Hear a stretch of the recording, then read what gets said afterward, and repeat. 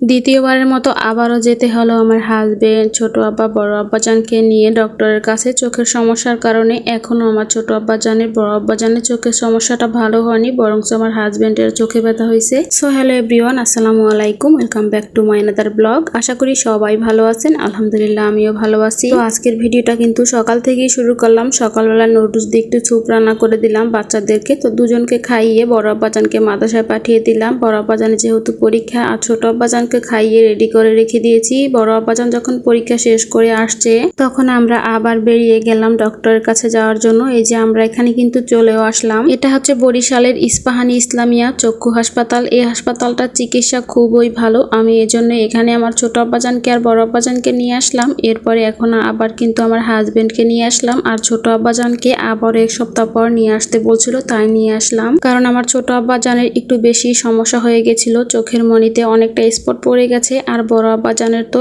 একটা চোখে শুধু স্পট পড়ছে। তো তার জন্য ওকে কিন্তু আবারও 10 দিন পরে নিয়ে যেতে হবে, আবারও হয়তো আসতে হবে এই হসপিটালে আমাদেরকে। এদিকে দুজনেরটা মোটামুটি ভালো হতে না হতে এদিকে আমার হাজবেন্ডেরও চোখে ব্যথা শুরু হয়ে গেছে। তো ভাবলাম যে প্রথম থেকেই ডক্টরটা দেখিয়ে নেই, তাহলে আর বেশি একটা সমস্যা হবে না। কারণ আমার বড় আব্বাজান আর ছোট আব্বাজানের একটু 2-3 দিন লেট করে ডাক্তার দেখিয়েছিলাম, তার জন্য চোখে ব্যথা থেকে একদম চোখের মনিতে সমস্যা হয়ে গেছে।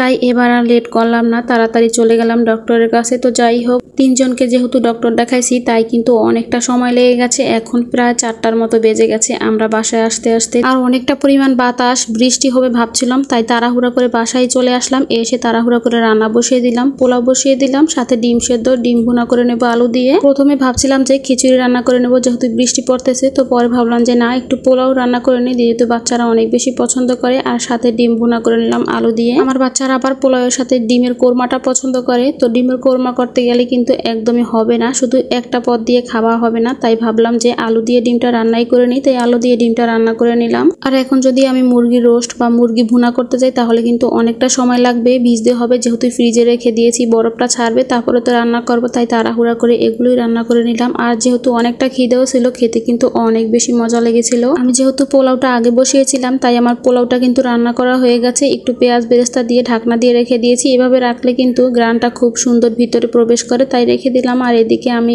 ডিম সেদ্ধ করে নিয়েছি 4টা, যেহেতু আমরা 4 জন। আমার ছোট আব্বাজান একটা ডিম একদম খেয়ে ফেলেছে, তাই আমি 1 পিস ডিম এভাবে ভেঙে দিয়েছি। আর এইভাবে ভেঙে ডিম রান্না করলে কিন্তু অনেক বেশি ভালো লাগে, আমার ভীষণ পছন্দ। আমার বড় আব্বাজানও অনেক বেশি পছন্দ করে। তো আমার বড় আব্বাজান কিন্তু সেই ভেঙে নেওয়া ডিমটাই খেয়েছিল, আর আমরা ওগুলো খেয়েছিলাম। তো আমরা খাবার খাচ্ছিলাম, এদিকে কিন্তু অনেক বেশি বৃষ্টিও হয়েছিল, তখন আর ভিডিও করা হয়নি। বৃষ্টির শেষ মুহূর্তে কিন্তু গাছের পাতাগুলো অনেক বেশি সুন্দর লাগে। আর দেখেন সবেদা গাছে কিন্তু ফুলও হয়েছিল। আর এই ভিডিওটা কিন্তু গতকাল সোমবারের ছিল, তো আজকে আপলোড করলাম। আজকের মতো ভিডিওটা এখানেই শেষ করলাম। সবাই ভালো থাকবেন, আল্লাহ হাফেজ।